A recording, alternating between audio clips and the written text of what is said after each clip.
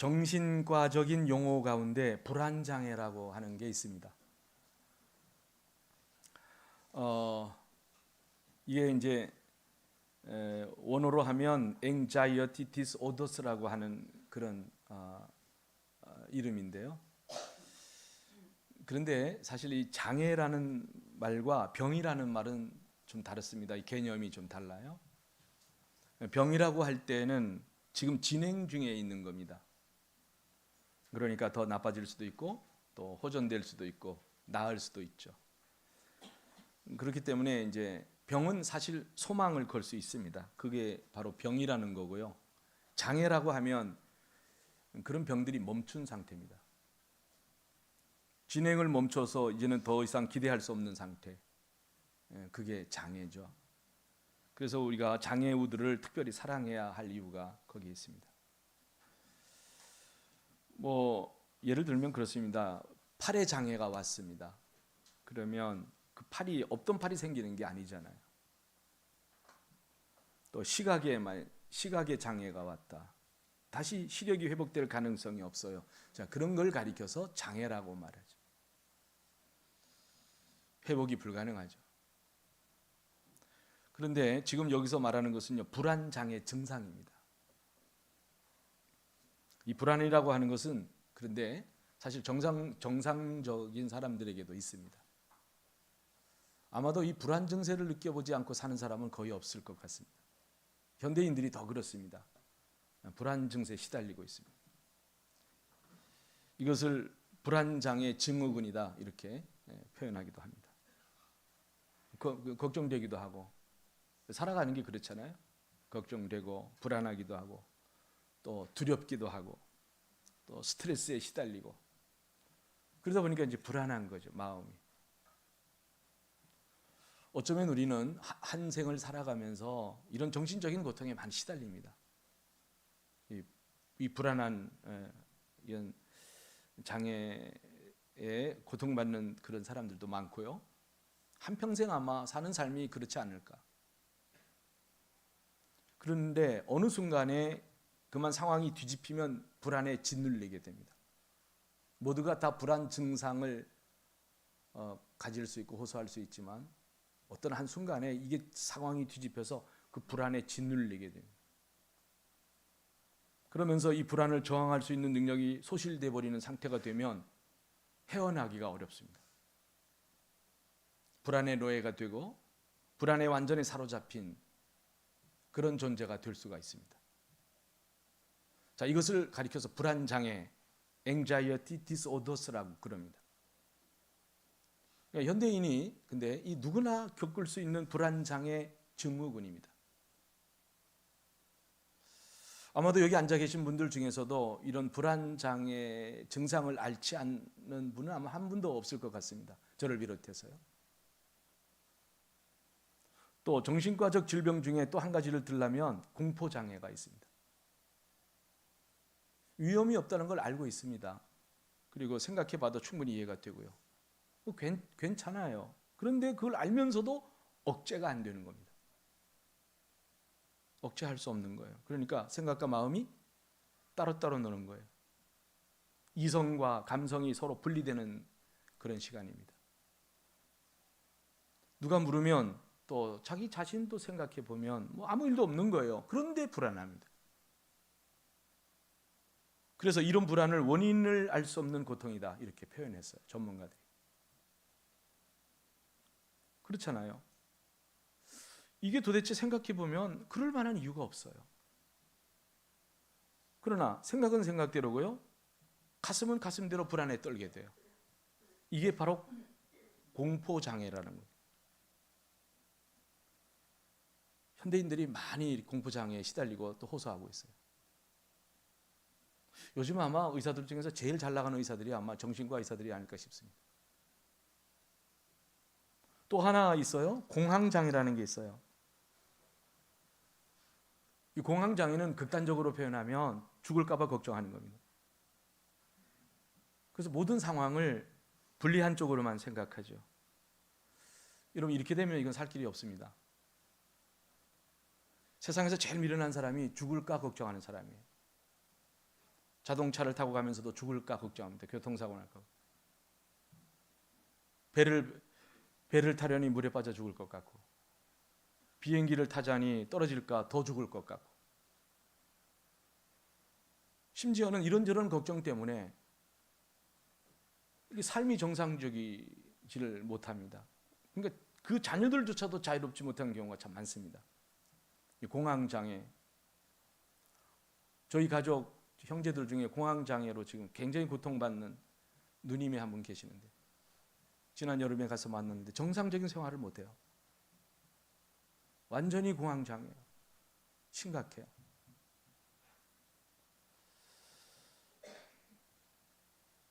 여러분, 이런 얘기가 있습니다. 어느 어촌에서 바다에 나갔다가 풍랑이 좀 심하게 일어서 배가 뒤집혀 어부들이 다 죽었습니다. 그 아버지의 장례식을 모시고 다음날 그 아들이 그 배를 타고 또 바다로 나갑니다. 그러니까 동네 사람들이, 야, 이 사람아, 아버지가 그 배를 타고 나갔다가 죽었는데 자네가 또 그 배를 타고 나가나 하고 물었습니다. 그러니 이 아들이 하는 말이, 그럼 내가 한 가지 물읍시다. 당신네 아버지는 어디서 죽었어? 침대에서 자다가 죽었지. 그럼 오늘 당신 침대에서 자요? 그럼 침대에서 자지. 여러분, 그런 겁니다. 생각해 보면 말이에요. 여러분, 적어도 우리 믿는 사람이라면요, 죽을까 하는 걱정은 그건 날려버려야 됩니다. 꼬지도 않는 거, 닥치도 않는 걸 가지고 왜 걱정하면서 삽니까? 그런 거 없이 살아도 됩니다. 어떤 일을 하든지 말이에요. 여러분, 이 불안이라는 것은요, 그건 끝도 없는 거예요. 생각해 보면. 거기서 헤어나지 못하면 그건 완전히 공황장애가 되어버린 겁니다. 이 공황장애가 심각해지면요, 이게 정상적인 생활이 안 되더라고요. 보니까, 우리 누님 보니까. 그거 여러분 날려버리세요. 뚝 떼어버리시고. 또 하나 있습니다. 강박장애라는 것이 있습니다. 참 별의별 게 다 있어요. 자신의 의지와는 상관없이 특정한 사고나 행동을 지속적으로 반복하는 거, 그 강박장애입니다. 이건요, 자기 자신을 못 믿어서 생기는 병입니다. 그래서 집에다가 가스불 잠갔나 안 잠갔나, 현관문을 잠갔나 안 잠갔나 확인하고 또 확인하고, 가서 만져보고, 그것도 못 믿어서 오르락 내리락 계단을. 이렇게 되면 이건 뭡니까? 강박장애죠. 매사가 자유롭지 못합니다. 한 번은 TV에서요, 어린아이 하나가 손을 씻고 자는데, 이게 이제 강박장애 어린이였어요. 오은영이라는 교수 알죠? 그 프로그램에 나온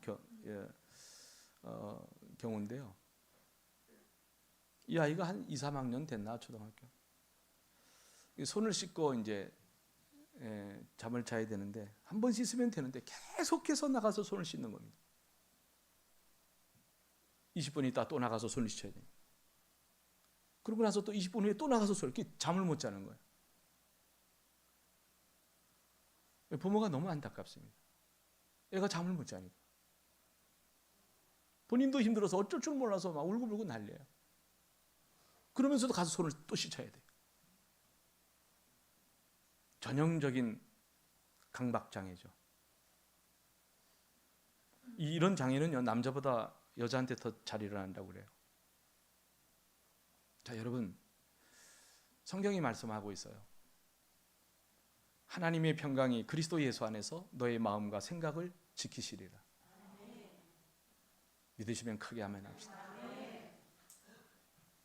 평강의 하나님이 우리의 마음과 생각을 지켜주셔야 됩니다.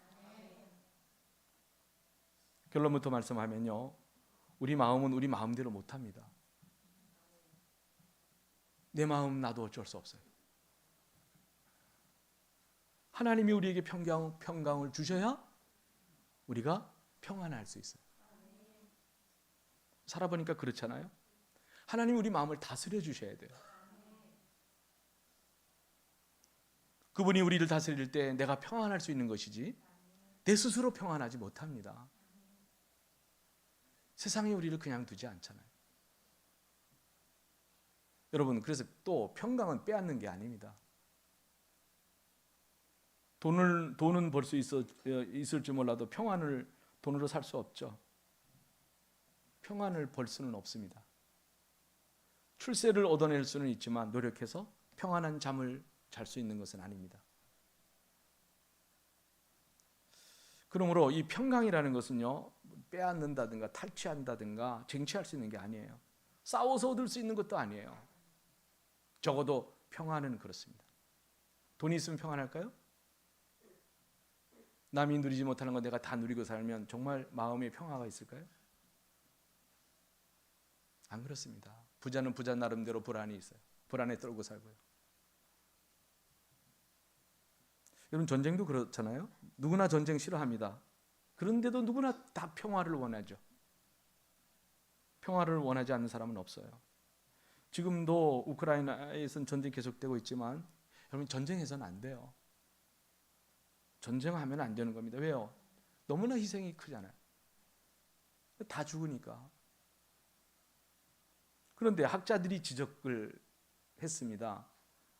왜 전쟁이 일어나느냐? 원인을 학자들은 이렇게 말합니다. 인간의 끊임없는 욕망 때문이다. 우리는 큰 나라, 대국이야. 또 우리는 힘이 있어. 자기를 과시하고 자기 능력과 자기를 특별히 생각하는 이 교만한 마음이 전쟁을 일으킨다는 겁니다. 맞습니다, 여러분. 고대로부터 지금까지 전쟁의 역사를 쭉 살펴보면요, 그게 정상적으로 일어난 전쟁이 거의 없습니다. 또한 남이야 굶던 말던 나는 더 가져야 되겠다. 가지고 또 가지고. 이 소유욕이 전쟁의 또 다른 요인이 된다. 학자들의 지적입니다. 그러다 보니까 이제는 빼앗기지 않으려고 싸우는 겁니다. 러시아와 우크라이나 전쟁이 그렇잖아요. 러시아는 뺏으려고 그러고 우크라이나는 안 뺏기려고 하는 싸움 아닙니까? 겉으로는 다 평화를 위한데요. 근데 사실은 더 많이 차지하고 더 많이 가지기 위한 집단적 이기심에서 서로 싸우는 거다. 이게 전쟁의 본질입니다. 땅도 많이 차지하려고. 옛날의 바벨론의 영광을 회복하려고. 옛날 이라크가 그랬죠. 걸프 전쟁이 그래서 일어난 거 아니에요? 느부갓네살의 영광을 내가 되찾아야 되겠다. 지금 푸틴은 뭐예요? 옛날 러시아의 영광, 구소련, 그 차르의 영광을 내가 한번 회복해 보겠다. 참, 다 허망한 짓입니다. 그래서 여러분, 어거스틴이 이런 말을 했어요. 내가 하나님을 발견하기까지는 그 어디에서도 참 평안을 얻을 수 없었다. 위대한 성자가 한 말입니다. 내가 하나님을 발견하기까지는 그 어디에서도 참 평안을 얻을 수 없었다. 여러분, 그렇습니다. 하나님을 만나기까지는요, 절대로 평안은 없습니다. 불안이 환경과 물질과 관계없는 것처럼 평안도 무조건적입니다. 환경이 나쁘다고 또는 환경이 좋다고 평안해지던가요? 여러분이 대답해 보세요. 돈이 있다고 평안하고 없다고 불안하던가요? 그러면 돈이 없으면 다 괴로운 것입니까? 자, 그런데 이 모든 것들이 관계 있는 것처럼 보여요. 근데 실은 관계가 없어요. 그러므로 평안도 관계가 없습니다. 자, 예수님께서 조그만 배를 타고 바다를 건너시죠. 갈릴리 바다. 풍랑이 일어났어요. 배가 깨질 지경이 되었습니다. 제자들이 본래 어부 출신들이지만 아이고 우리가 죽게 되었습니다 하고 야단 법석을 떨었습니다. 예수님 어떻게 하셨어요? 그물에 누우셔서 평안하게 주무셨습니다. 풍랑 속의 고요함, 풍랑 속의 평안함, 죽겠다고 떠드는데도 주님은 평안을 하셨어요. 이 평안은 절대적인 것이죠. 그 평안은요, 진정한 평안은 세상이 주는 게 아니에요. 하늘로부터 내려오는 거예요. 또 예수님이 십자가 앞에 놓고 기도하셨잖아요. 십자가를 앞에 놓고 주님이 하신 말씀입니다. 내 평안을 너희에게 주노라. 내가 주는 기쁨은 세상이 주는 것과 다르다. 이 평안은 어디서 온 겁니까? 세상으로부터 왔나요? 환경 때문에 아니죠? 주님의 마음에는 바로 십자가를 몇 시간 앞에 놓고도 이런 평안이 있었다라는 사실입니다. 이 절대적인 평안, 이것은 하나님께로부터 주어지는 거예요. 여러분, 사도 바울이 지금 이 편지를 쓰는, 빌립보서 이 편지를 쓸 때는 감옥에 있었습니다. 아시죠? 언제 죽을지 모릅니다. 여러분이 로마에 가면요, 사도 바울이 순교를 당한 그 자리에 조그만 예배당이 하나 지어져 있습니다. 거기에다 몇 가지 유적들을 모아놨어요. 오래전에 제가 지방에 그 성지순례 갔을 때 그것을 방문했습니다. 가보니까 그래요. 근데 다른 사람들은 다 십자가에 못 박혀 죽었어요. 못 박아서 죽였어요. 그런데 바울은 로마 시민권이 있었기 때문에 십자가에 달 수가 없었습니다. 법적으로. 그래서 목을 친 겁니다. 바울이 목을 올려놓았던 이런 돌기둥, 나지막한 돌기둥이 거기 전시되어 있었습니다. 거기다 목을 올려놓고 칼로 내리친 거예요. 그게 십자가형보다는 훨씬 더 인권적이었다. 그럼 사도 바울은 이렇게 순교했습니다. 지금 이 편지를 쓸 때 그런 시간이 지금 다가오고 있습니다. 그런데 빌립보 성도들에게 쓴 이 편지에서 뭐라고 얘기해요? 주 안에서 항상 기뻐하라. 내가 다시 말하노니 기뻐해라. 이 기쁨은 어디서 온 겁니까? 지금 죽음이 코앞인데요. 이건 인간이 주는 기쁨이 아닙니다. 세상과 환경으로 말미암아 나오는 기쁨이 아니에요. 하늘로부터 내려온 절대적 기쁨입니다. 우리 그리스도인들은 이런 기쁨을 가지고 살아야 돼요. 하늘로부터 오는 평안, 하늘로부터 오는 기쁨. 기뻐해라. 그러면 주의 평강이 너희를 지킬 것이다. 여러분, 기쁨이 우선이라는 것을 알아야 돼요. 세상을 보지 마세요. 하나님과 나와의 관계. 주님께서 내 죄를 사하신 일, 내게 약속하신 하나님의 그 나라, 구속받은 자기 자신을 생각할 때 우리 마음이 축제가 되어야 돼요. 이런 어지럽고 힘들고 악한 세상에 살지만 내 안에서는 마음이 축제가 있어야 돼요. 하나님의 은혜를 생각한다면, 내가 어디로부터 구원받았는지를 생각한다면, 내가 앞으로 죽어서 갈 나라가 어떤 나라라고 내가 생각한다면, 확신이 있다면 우리 안에는 기쁨이 있어야 된다. 이 절대적인 기쁨입니다. 이놈의 세상이 도대체 어디로 가려고 이러느냐 묻지 마세요. 세상이 왜 이러냐 도대체. 이러냐 저러냐 불평하지 마세요. 여러분 걱정 안 해도 세상 굴러갑니다. 어떻게 굴러가든지. 세상이 내 마음대로 굴러가지 않아도요, 내 영혼, 구원받은 내 영혼에 대한 축제가 있어야 된다 그 말이에요. 내 안에. 세상 때문에 그 기쁨을 빼앗겨요? 내가 처한 환경 때문에 그 놀라운 평안을 빼앗기실래요? 그냥 놔둬. 어떻게 굴러가든지. 천에 꼰재 놔둬 그냥. 그래서 주 안에서 기뻐하라는 겁니다. 주 안에서. 그러므로 바울은 감옥에 있어도 그의 마음은 기쁨으로 충만했어요. 여러분, 초대교회가 다 우리 지금 이 시대 교회들이 다 초대교회 닮으려고 그래요. 초대교회처럼. 근데 초대교회는 박해 중에 있었습니다. 그 시대가 박해 시대예요. 300년간 이어졌습니다. 박해가. 크고 작은 박해가. 그럼 환경으로 본다면 그들이 어떻게 그런 시대를 살면서 기뻐할 수 있었을까요? 어떻게 감사가 나와요? 예수 믿는다는 말을 못하고 사는 시대에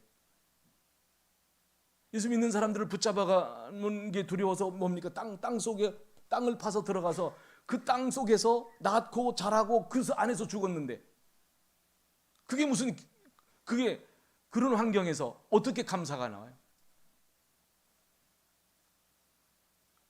그 환경을 바라보면 세상을 보면 감사 못합니다.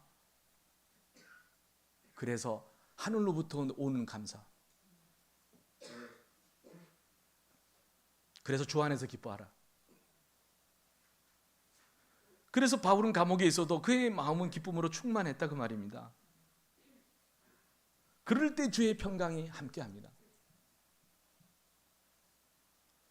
여러분 손자 손녀들 다 있으시죠? 이쁘죠? 다 이쁩니다. 요즘 그 손자 손녀들 할아버지 할머니 얼마나 사랑 많이 받습니까? 근데 가끔 섭섭할 때가 있다는 거 아십니까?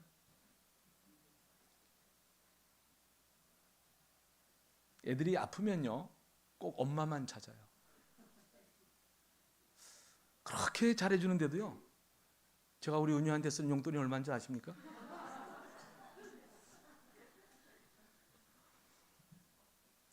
제 카드는 은유용입니다. 그런데도요 조금만 몸이 불편하면 엄마만 찾습니다. 할아버지하고 하룻밤만 좀 자도 아무리 사정해도 소용없습니다. 엄마 품을 찾습니다. 오로지 엄마예요. 왜 이런 말씀을 드리냐면 우리의 영혼은 오로지 그리스도뿐입니다.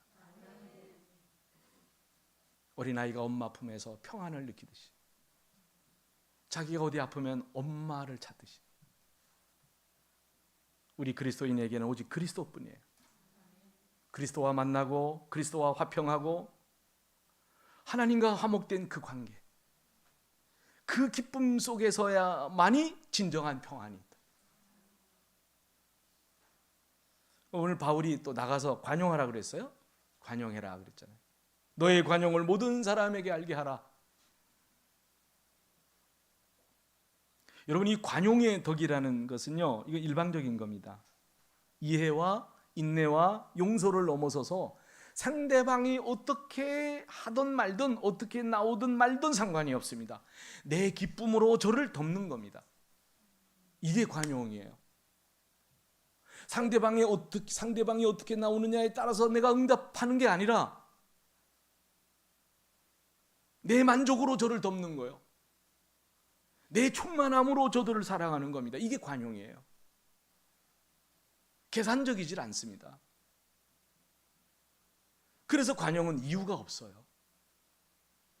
내가 즐거우니까 잘해줄 수밖에 없는 겁니다.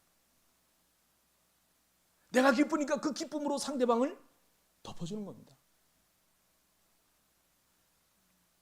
여러분 농담 반 진담 반 드리는 말씀이지만요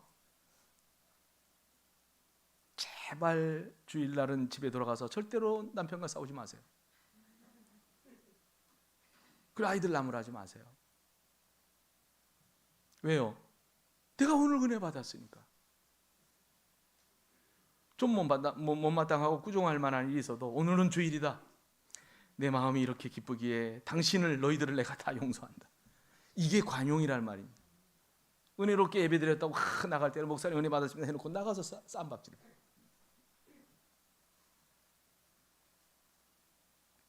여러분 그리스도인은 절대적 은혜에 살기 때문에 상대방과 관계가 없어요.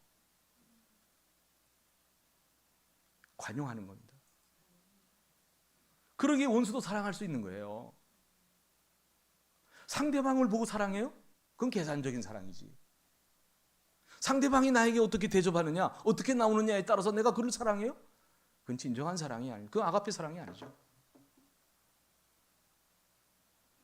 내 만족으로 저들을 그냥 다 덮어버리고 마는 겁니다.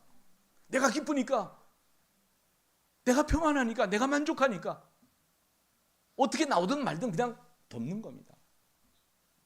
그게 관용이에요. 하나 더 말씀드리면 바울이 주장하는 평강의 조건 중에 세 번째가 뭐냐? 감사하라는 겁니다. 감사해라. 6절에 보면 감사함으로 아뢰라는 말이 나와요. 기도하되 감사함으로 기도하라는 겁니다. 여러분, 우린 지난 21일간 다니엘 기도회를 통해서 수많은 설교와 간증을 들었습니다. 그런데 우리가 설교와 간증을 들으면서 한결같이 공통점이 있었습니다. 그게 뭐냐면 그들이 한결같이 상상할 수 없는 고난과 시련을 경험하는 중에 하나님의 위로를 경험했다는 겁니다. 그리고 말도 안 되는 환경과 역경 속에서 하나님의 음성을 듣고 찾아오신 그분에 대해서 한없는 감사를 쏟아냈다는 겁니다.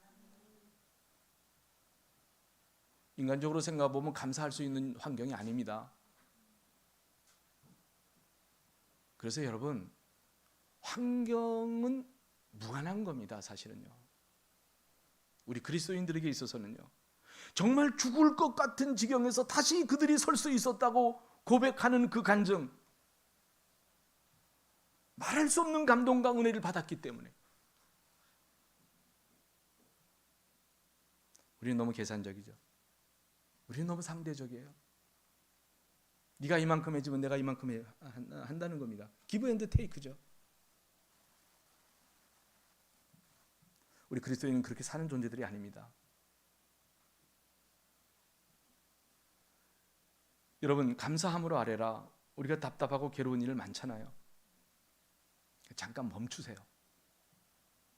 멈추고요, 감사할 걸 한번 찾아보세요.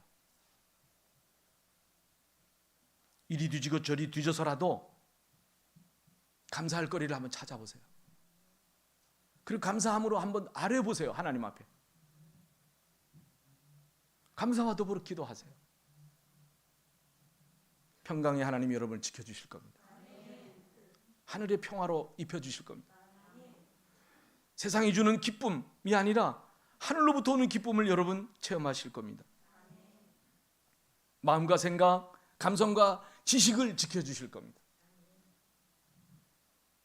생각할 수 없는 벅찬 감격으로 평강의 삶을 살아가게 만들어주실 겁니다. 평강은 환경으로부터 주어지는 게 아니다. 유명한 심리학자 에리 프롬이라는 사람이 있죠. 여러분 너무나 잘 아는 사람이, 인간의 마음이라고 하는 유명한 책을 썼습니다. 이 사람이 이 책에서요, 사람을 둘로 나누었어요. 하나는 네크로필리아, 또 하나는 바이오필리아가 있다. 네크로필리아는 죽음을 사랑하는 죽음지향적 인간이라면, 바이오필리아는 생명을 사랑하는 생명지향적이라고 그는 설명을 했습니다. 여러분, 사실 모든 것이, 살아있는 것은 다 죽음을 지향합니다. 죽음지향적으로 생각하면 사실 끝이 없어요. 이걸 넘어서서 생명지향적으로 살 때, 여러분 보세요. 환경적이라는 이 사실 역설적인 겁니다. 환경이란 역설적인 거예요. 어려울수록 더 사랑합니다. 간증 못 들어보셨어요? 힘들고 고통스러울수록 더 믿음의 사람이 되는 겁니다. 환경이 어려울수록 더 믿음의 사람이 된다, 그 말이 역설적이잖아요. 환경을 거슬러서 역설적으로 사는, 그게 정말 생명이라는 거예요. 그러므로 여러분 이걸 알아야 됩니다. 근심과 불안은 내 병일 뿐이에요. 환경에서 오는 거 아니에요. 그건 장애입니다. 어쩌면 이제 우리는 중생함으로 이로부터 벗어나야 돼요. 여러분의 삶이 중생하셔야 돼요. 환경을 탓하지 마세요. 세상의 문제가 아닙니다. 이건 내 마음, 내 영혼 상태의 문제예요. 가만히 생각해 보세요. 생각하고 또 생각하고 또 생각해 보세요. 세상의 문제가 아니죠. 내 마음, 내 영혼 상태의 문제예요. 평강은 하나님께 있고, 하나님과 나와의 관계에 있고, 그리고 그가 내게 주시는 거예요. 이걸 깨달아 알기를 축복합니다. 평강의 하나님이 우리 마음과 생각을 지켜주실 때, 우리는 어떤 형편에서도, 어떠한 환경에서도, 어떠한 상황과 처지에서도 평강으로 충만한 삶을 살아갈 수 있습니다. 이것이 오늘 우리에게 주시는 메시지입니다. 환경 탓하지 말고 세상 바라보면서 불평 원망하지 말고 여러분의 마음을 지키세요. 하늘의 평안으로 입혀달라고 기도하세요. 그 기쁨, 그 평안을 내가 부여받는다면 못 살 이유가 없어요. 네, 장애, 그 수많은 장애에 시달릴 이유도 없고, 그런 은혜가 저와 여러분에게 있기를 축복합니다. 우리 다 같이 두 손을 모으고 들은 말씀을 생각하면서 여러분에게 가슴에 부딪힌 말씀이 있다면 하나님 앞에 기도했으면 좋겠습니다. 바울은 감옥에서 이 편지를 썼습니다. 그리고 주 안에서 항상 기뻐하라고 그들에게 권면했고, 관용하라고 했으며 또한 감사하라고 했습니다. 옥에서 죽음을 앞둔 바울의 이 고백이 우리의 고백이 되게 하옵소서. 우리 다 같이 결단하며 기도합니다. 자비로우신 아버지 하나님, 은혜와 사랑을 감사합니다. 오늘 우리가 주님 앞에 왔습니다. 우리는 참으로 힘들고 어려운 세상을 살아가고 있습니다. 참된 평안이 없고 또 참된 기쁨을 누릴 수 없는 어려움과 환경들이 우리를 감싸고 있고 또 우리에게 절망과 좌절을 심어주고 있습니다. 주님, 이런 세상을 살면서 우리는 바울처럼 기뻐할 수 있게 해주시고 또 관용할 수 있는 그런 은혜를 주시고 그리고 감사할 수 있는 믿음을 주셔서 감옥에서도 조차 했던 그 바울의 고백이 우리의 삶을 통해서 이루어질 수 있도록 주님 축복해 주옵소서. 오 주님, 감사합니다. 그러므로 참된 평화를 누리며 살아가게 하시고 평강의 하나님이 우리 마음과 생각을 지켜주실 때 어떤 형편에서도 평강으로 충만한 삶을 살아갈 수 있게 하옵소서. 하나님 아버지, 우리는 무서운 세상에서 삽니다. 깜짝깜짝 놀라는 그런 일들만 보고 듣고 살아갑니다마는 주여, 우리의 영혼의 상태를 주님께서 지켜주셔서 오늘도 주의 평강으로 저희들을 인도하여 주시옵소서. 하나님 아버지, 이 모든 일련의 사건들을 통해서 주께서 가까우심을 알고 믿고 문 밖에서 두드리는 것을 의식하면서 주의 평강, 그 평강의 길로 인도함을 받을 수 있는 주님의 백성들이 다 되게 하옵소서. 예수님의 이름으로 기도합니다. 아멘.